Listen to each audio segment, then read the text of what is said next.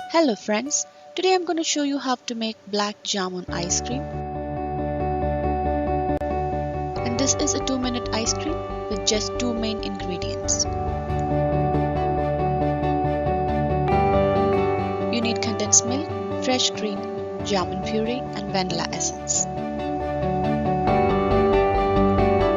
First add half tin condensed milk in a blender. Add 1 cup fresh cream, 2 to 3 drops of vanilla essence and 1/4 cup jamun puree. We can replace the jamun puree with any other fruit puree to make that particular flavored ice cream.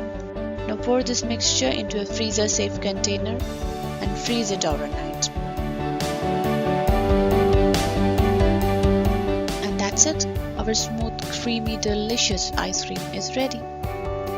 Share it with friends and share the love.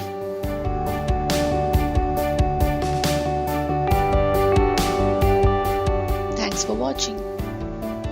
Please like and subscribe for more such videos.